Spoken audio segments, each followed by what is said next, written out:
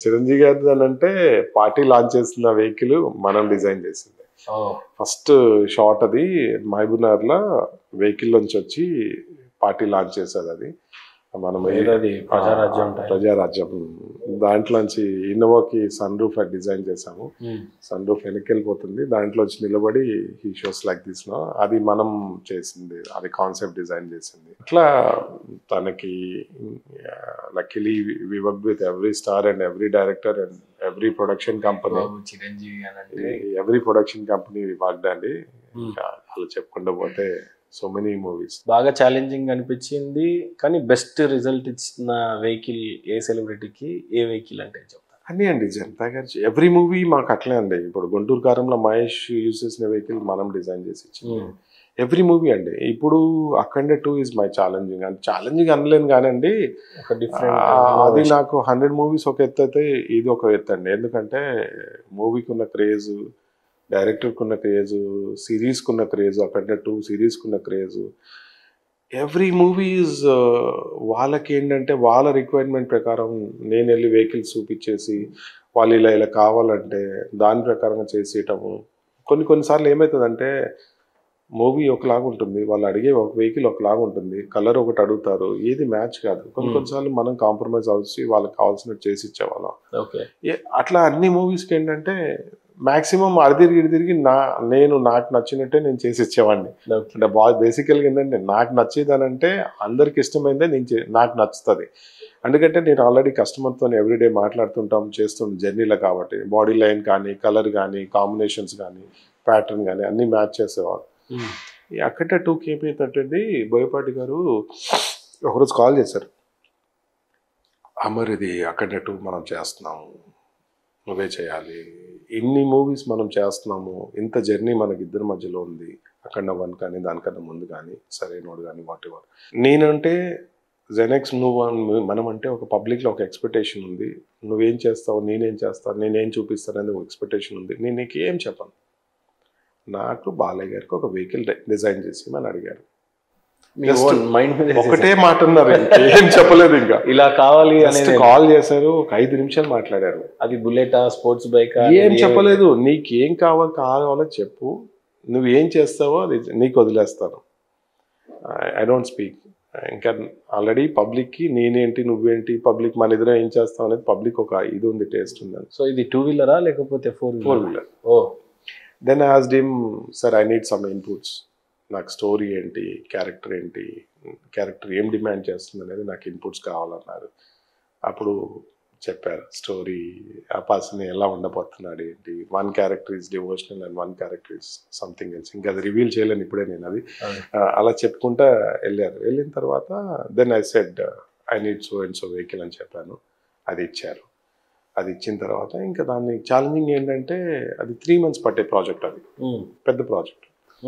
తనేం చెప్పాడంటే, sir this is going to take 3 months అని అన్నాను.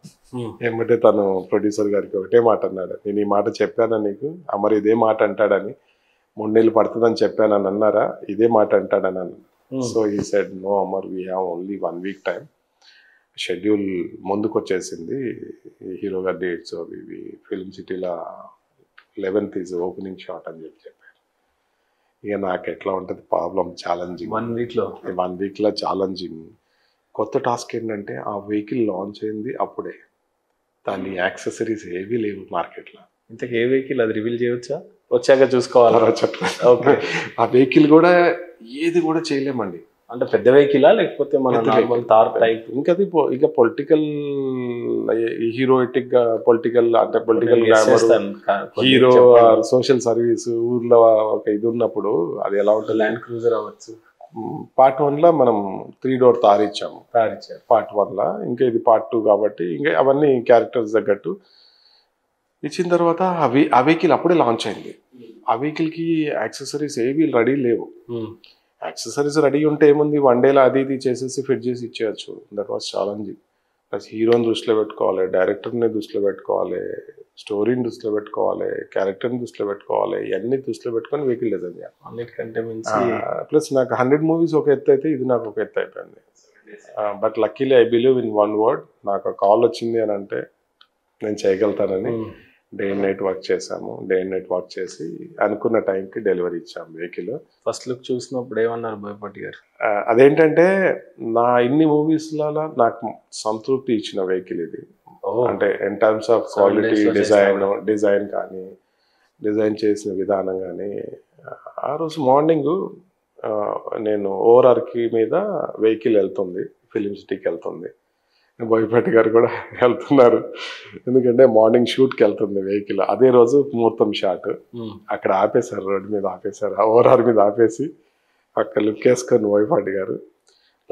విచిత్రం ఏంటంటే ఏం చేస్తున్నావు, ఏం డిజైన్ చేస్తున్నావు, అసలు ఏం చేస్తున్నావు అనేది కూడా ఫొటోస్ ఇవ్వలేదు నేను. అర్థమైందా పాయింట్? గుడ్డిగా వచ్చేసారు, అంత నమ్మకం ఇవ్వలేదు. వాళ్ళు అడగలేదు, నేను ఇవ్వలేదు.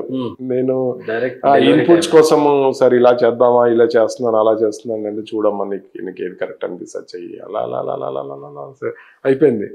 ఆపేసి ఒక తిరిగేసి వెహికల్ ముద్దు పెట్టుకున్నారు బోయపాటి గారు. Very much. ఎట్లా అంటే నాకు ఆ రోజు అక్కడి నుంచి కాల్ వచ్చిన తర్వాత సెట్ నుంచి ఆర్ట్ డైరెక్టర్స్ రామ్ లక్ష్మణ్ గారు కానీ, కెమెరామ్యాన్ కానీ అందరూ ఎవ్రీబడి కాల్ మీ.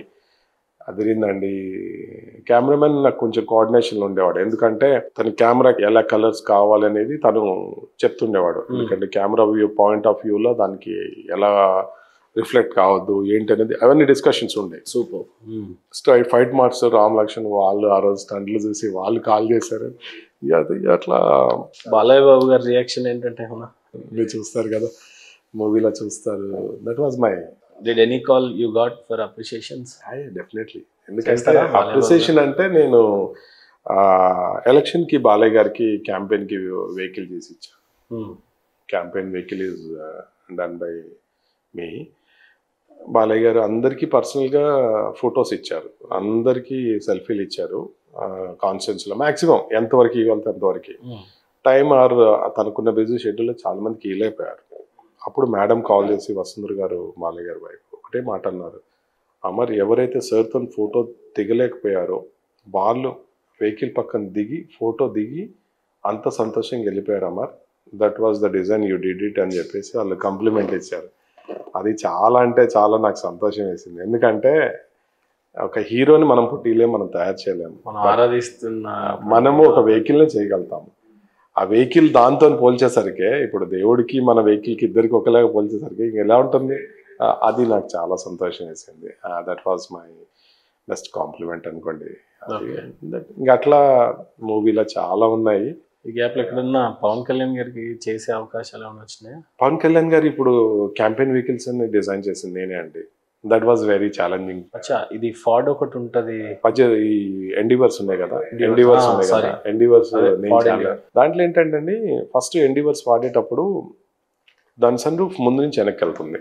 దానివల్ల ముందు సీట్ నుంచి నిలబడే ఆప్షన్ ఉంటుంది, వెనక సీట్ నుంచి నిలబడి ఉంటుంది. ఎందుకంటే వెనక సీట్ గ్లాస్ ఫిక్స్డ్ ఉంటుంది. దానివల్ల ఏమవుతుందంటే ఈ సీట్ మీద ఒక కాలు, ఆమ్రెస్ మీద ఒక కాలు బ్యాలెన్స్డ్ కాకుండా డ్రైవర్ మీద ఒక కాలు వెళ్ళిపోయి ఇబ్బంది అవుతుంది. అక్కడ డ్రైవర్కి డ్రైవింగ్ కంఫర్ట్ లేకుండా చాలా ఇబ్బంది అవుతుంది తనకి.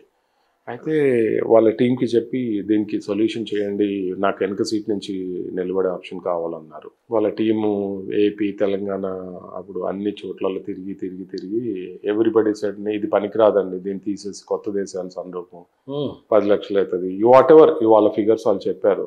పని చేయనప్పుడు రానప్పుడు they talk in different figures. ఇంకా అటు తిరిగి 1 పాయింట్ ఆఫ్ మన కాంటాక్ట్ మన దగ్గరికి వచ్చింది. చాలా అది లాస్ట్కి ఏంటంటే నాది ఏదైనా అదే నా పని ఏంటంటే లాస్ట్కి మన దగ్గర వస్తుంది అది. కాబట్టి నేను కొంచెం వెహికల్ అంతా అబ్జర్వ్ చేసి దాన్ని నేను చేస్తానని చెప్పాను. బాగా కోసి పడేసి ఉండొచ్చుగా ZX వెనకడండి.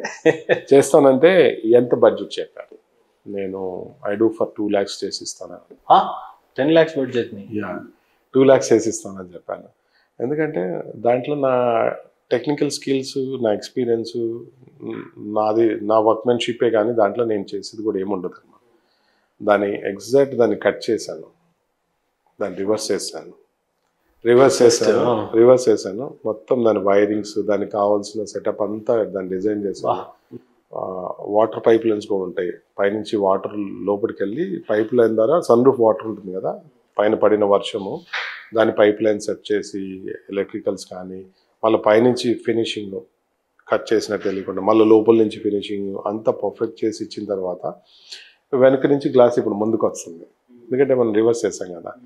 ఇప్పుడు కంఫర్టబుల్గా నిలబడి కూర్చొని క్యాంపెయిన్ చేస్తున్నారు అంటే మీకు అర్థమైంది కదా. ఇంకో డిఫికల్టీ ఏంటంటే పవన్ కళ్యాణ్ గారిది చాలా గమనించినప్పుడు ఎన్డీవర్స్ పైన కూర్చుంటారు ఆయన. దట్ వాజ్ ఏంటది ఎలా? అదే మనం కంఫర్ట్ ఇచ్చాం కదా. మనము వెహికల్ మీద కూర్చొని నిలబడి మీరు చూడండి, నిలబడి తను చాపర్ నుంచి ఫ్లై అయిన తర్వాత ఒక ప్లేస్ నుంచి ఒక ప్లేపుల్కి చాపర్లో వెళ్ళి ఫ్లై అయిన తర్వాత అక్కడి నుంచి వెళ్ళేది వెహికల్ అదే కదా. స్టేడియం దాకా ఆ హాల్ అక్కడ ఏదైతే ఈవెంట్ ఆ ప్రచారం దగ్గరికి వెళ్ళేది దాంట్లోనే కదా. దాంట్లో వెళ్ళేటప్పుడు తన ఫ్యాన్స్ కి తను అడ్రస్ చేయాలి, విష్ చేయటం కానీ లేదంటే వాళ్ళకి హలో చెప్పడం కానీ వాట్ ఎవర్. కాబట్టి తను అక్కడి నుంచి నిలబడేసి ఈ జస్ట్ హాయ్ అండ్ అవసరమైతే కూర్చుంటాడు, అవసరమైతే ఇచ్చేస్తారు. ఇంకోటి గన్మెన్స్కి కూడా కొంచెం ఛాలెంజింగ్ టాస్క్ ఉండే, ఎందుకంటే కంఫర్టబుల్గా వాళ్ళు హోల్డ్ చేయలేక నిలబడలేక అట్లా వాళ్ళకి నేను కంఫర్టబుల్ 10 మంది నించున్నా ఏం కావాలంటూ full lengthy foot steps customize చేసాం మెటల్లా. ప్లస్ వాళ్ళకి పైన కూడా పట్టుకునేలాగా కస్టమైజేషన్ రూఫ్ రైల్స్ వేసాము. ఇంకా ఎవరైనా సడన్గా వచ్చేసినా కానీ వాళ్ళని జరుపుకోవటం కానీ అంటే ప్రొటెక్ట్ చేయటం కానీ, అంటే వాళ్ళు సన్ రూఫ్ కోసం వచ్చినా కానీ we see in different angles అండి. అంటే వాళ్ళకి కంఫర్ట్ ఇస్తూ వాళ్ళకున్న సెక్యూరిటీ బౌన్సర్స్ ఏదైతే ఉన్నారో వాళ్ళు ఎలా సేఫ్గా ఉండాలి, ఎవరైనా బయట వాళ్ళు వచ్చినప్పుడు వీళ్ళు ఎలా ప్రొటెక్ట్ అవ్వాలి అనేది అన్ని పారామీటర్స్ ఆలోచిస్తాం. అంటే నేను అదొకటే కాదు, చాలామంది ఏం చేస్తారంటే వాళ్ళకి వచ్చిన వర్క్ అదొకటే చూస్తాను, నేను పారామీటర్స్ అన్నీ ఆలోచిస్తాను. మళ్ళీ వెహికల్ డిస్టర్బ్ కావద్దు, వెహికల్ కంఫర్ట్స్ పోకూడదు, వెహికల్ సేఫ్టీ పోకూడదు, ఇవన్నీ ఆలోచిస్తాను. నేను ఆలోచించి అవన్నీ దృష్టిలో పెట్టుకొని చేస్తాను. కాబట్టి ఇప్పటికి కూడా అదే వెహికల్ మీద 10 ఏళ్ళు అయినా కానీ ఇప్పటికి అదే వెహికల్ మీద వెళ్తారు. దట్ వాజ్ వన్ బిగ్ మంచిగా అనిపిస్తుంది. సేఫ్టీ కూడా ఇంకా సంతోషకరమైంది ఏంటంటే ఒక ప్లేస్ నుంచి ఒక ప్లేస్కి ఇప్పుడు ఫ్లై అవ్వటానికి ఉన్నాయి. బట్ అక్కడికి వెళ్ళాలంటే చాపర్ వచ్చేసి కొంచెం దూరంగా ప్లేన్ ల్యాండ్ అవుతుంది, అక్కడి నుంచి వెళ్ళే విధానము అవన్నీ మన వెహికల్సే కాబట్టి. సో బాబు గారు కూడా ల్యాండ్ క్రూజర్ ప్రమాణ స్వీకారం మన గ్యారేజ్ నుంచి ఈ రోజు రాత్రి రెడీ వెళ్తే తెల్లారి దాంట్లో వెళ్ళి ప్రమాణ స్వీకారం చేశారు చంద్రబాబు నాయుడు గారు మొన్న రీసెంట్గా 1 year back. That was also చాలా సంతృప్తికరంగా అనిపించింది. మంచిగా ఎన్ని ల్యాండ్ క్రూజర్స్ చేశారు? ఒకటే అండి, బాబు గారు వాడే బ్లాక్ ల్యాండ్ క్రూజర్ ఒకటే అండి అది. అట్లా డిఫరెంట్ పీపుల్కి డిఫరెంట్ కాన్సెప్ట్స్, డిఫరెంట్ వాళ్ళ రిక్వైర్మెంట్స్ మ్యాచ్ చేస్తూ మూవీ అనుకోండి, పొలిటీషియన్స్ అనుకోండి, బిజినెస్ మెన్స్కి అనుకోండి, ఒక్కొక్కరికి ఒక్కొక్క ప్రాబ్లం ఉంటుంది. కొంతమంది హైట్ తక్కువ ఉండటం వల్ల, లావు ఉండటం వల్ల, సన్నగా ఉండటం వల్ల, హ్యాండిక్యాప్డ్ అనుకోండి. Different people has different problems in car. తర్వాత ఆ కార్ ఏంటి, వాళ్ళ పర్సనాలిటీ ఏంటి, ప్లస్ వాళ్ళు ఇంతకుముందు ఏ కార్ వాడారు, ఇప్పుడు ఏ కార్ వాడుతున్నారు, వాళ్ళ లైఫ్ స్టైల్ ఏంటి, రోజు ఎన్ని కిలోమీటర్స్ వెళ్తారు, వాళ్ళ డ్రైవింగ్ సిస్టమ్ ఎలా ఉంది, ఇవన్నీ నేను అనలైజ్ చేసిన తర్వాత వాళ్ళకు సొల్యూషన్ ఇస్తాను. షార్ట్గా ఉన్న వాళ్ళు ఏం చేస్తారంటే ముందుకు వచ్చేసి డ్రైవ్ చేయడానికి ట్రై చేస్తారు, దానివల్ల బ్యాక్ పెయిన్స్, స్పైన్స్ ఇష్యూస్ అవన్నీ వస్తాయి. లావుగా ఉన్న వాళ్ళు ఏం చేస్తారంటే వాళ్ళ డిఫరెంట్ స్టైల్ ఆఫ్ డ్రైవింగ్ ఉంటుంది.